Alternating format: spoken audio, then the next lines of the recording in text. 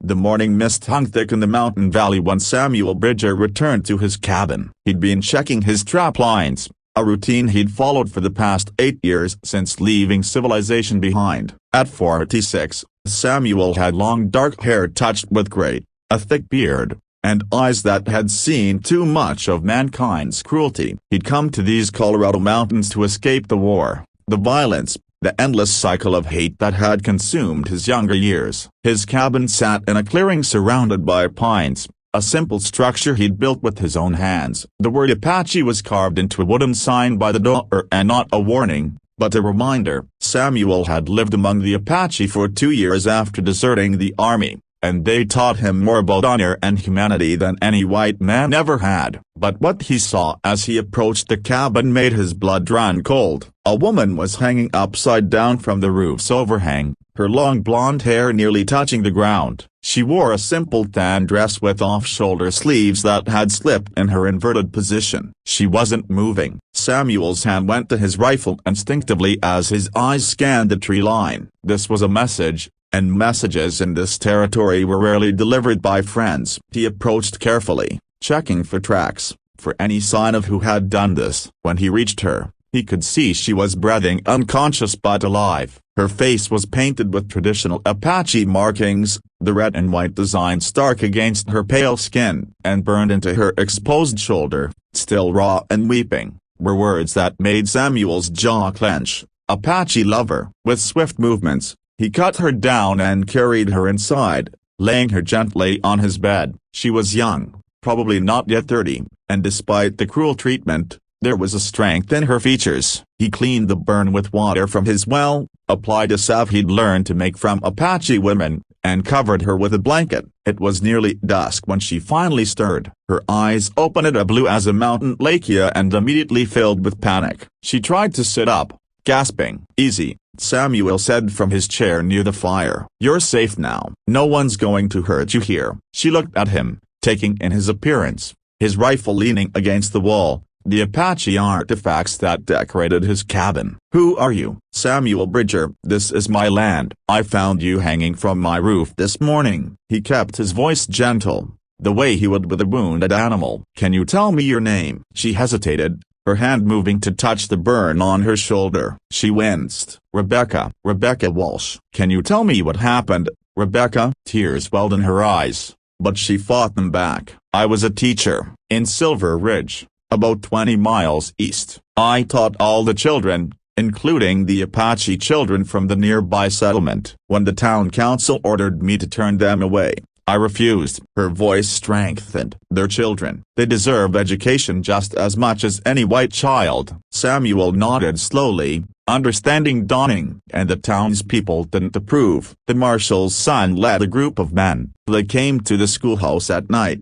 said I was a traitor to my race. They branded me, painted my face, and brought me here. They said they knew an Apache lover lived in these mountains. Said I belonged with my own kind. Her voice broke. "They meant for you to find me like that, to scare you off, maybe, or to show you what they think of people like us." Samuel stood and poured her water from a tin cup. "People like us?" "People who see others as human beings, regardless of what they look like or where they come from." Rebecca took the water gratefully. "The marshal knew about you. Said you'd gone native, that you were a disgrace. I stopped being what he wanted me to be a long time ago," Samuel said quietly. He moved to the window, looking out at the darkening forest. "I was a soldier once. Cavalry. They sent us to clear Apache settlements of men, women, children. It didn't matter. After the third village, I couldn't do it anymore. I ran. Eventually found myself living with the very people I'd been sent to kill. They could have killed me. Instead, they taught me a different way." "Why did you leave them?" "Because the army was closing in, and I didn't want to bring trouble to people who'd shown me kindness." Samuel turned back to her. "I've been alone here ever since. Figured I didn't fit in either world anymore." Rebecca sat up slowly, the blanket wrapped around her shoulders. "That burn-up scar. I'll carry this mark for the rest of my life." "Scars tell stories," Samuel said. "The question is, What story do you want yours to tell? Shame or survival? She looked at him with a mixture of surprise and something else, yet recognition. Perhaps you have scars too, all over, each one a reminder of who I was and who I chose to become. Over the following weeks, Rebecca healed in Samuel's cabin. He gave her his bed and slept by the fire. During the days, he taught her the ways of mountain living, how to read animal tracks, how to fish in the cold streams, how to identify plants that could heal or harm. She, in turn,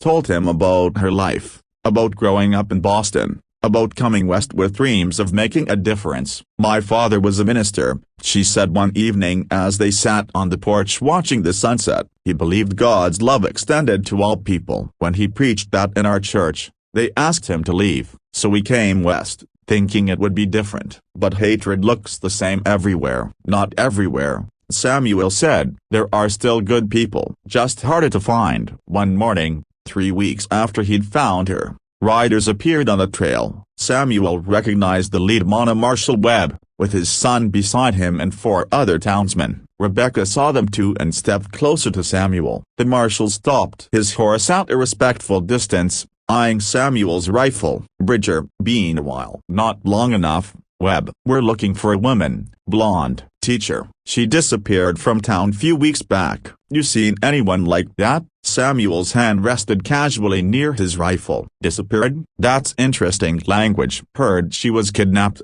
branded, and left for dead." The marshal's son smirked. "That's a strong accusation, old man." "Benjamin." The marshal's voice was sharp. "Quiet." He looked back at Samuel. "Whatever happened, it's town business. If she's here, she needs to come back and face the consequences of her actions." "Consequences?" Rebecca stepped forward before Samuel could stop her. "The consequence of teaching children to read, of treating human beings with dignity." "You've been brainwashed by these savages." Benjamin Webb spat. "You're a disgrace to her." The crack of Samuel's rifle cocking cut him off. The sound echoed through the valley. "You'll speak respectfully on my land," Samuel said, his voice deadly calm. "All of you will turn around and ride back the way you came." "Rebecca Walsh is under my protection now." "You can't protect her forever," the marshal said, but there was uncertainty in his voice. "Town wants justice." "Town wanted cruelty," Samuel replied. "They got it. Now they want more blood to cover their shame." "That's not justice. That's just more hate." For a long moment, the two groups faced each other. Then the marshal slowly turned his horse. "This isn't over." "It is for today," Samuel said, "and tomorrow, and every day after that. Tell your town that Rebecca Walsh is beyond their reach now." After the riders disappeared, Rebecca sank onto the porch steps, shaking. Samuel sat beside her, setting his rifle down carefully. "I can't let you fight my battles," she said quietly. "I'm not fighting your battles, I'm fighting beside you." "There's a difference." She looked at him, really looked at him, and saw what she'd been slowly discovering over these weeks. Samuel Bridger wasn't just a lonely mountain man. He was someone who'd found his principles and refused to compromise them, even when the whole world demanded it. He was someone who'd learned that strength wasn't about dominance but about protection, about standing between cruelty and those it sought to harm. "What if they come back with more men?" she asked. "Then we'll face them together." "But I don't think they will." Samuel gazed out at the mountains. "Bullies like that, they need an easy target." "We're not easy anymore." As autumn turned to winter, Rebecca stayed, not because she had to, but because she chose to. She and Samuel built a life in those mountains, two people marked by the world as outcasts, finding in each other a kind of belonging neither had expected. She continued teaching, but now her students were Apache children who made the journey to Samuel's cabin, whose parents trusted the white woman with the scar and the white man who'd learned their ways. Samuel helped her build a small schoolhouse near the cabin, and on clear days, you could hear children's laughter echoing through the valley. The burn scar on Rebecca's shoulder healed but never disappeared. She never tried to hide it. Instead, she wore it as Samuel wore his scar, as evidence not of shame, but of a battle survived, a line crossed, a choice made to stand with the marginalized rather than against them. On a spring morning, as they stood together watching Apache children play near the stream, Rebecca took Samuel's hand. "Thank you," she said, "for cutting me down that day." Samuel squeezed her hand gently. thank you for staying. They'd both been marked by hatred, branded by a world that couldn't accept their compassion. But in finding each other, they discovered something more powerful than any mark burned into flesh. They'd found that love and dignity could flourish even in the places where others only saw enemies. Sometimes the loneliest paths lead to the most unexpected companionship. Sometimes the marks meant to shame us become the badges of our greatest courage. And sometimes, two people hanging upside down in a world gone mad find the strength to stand upright together.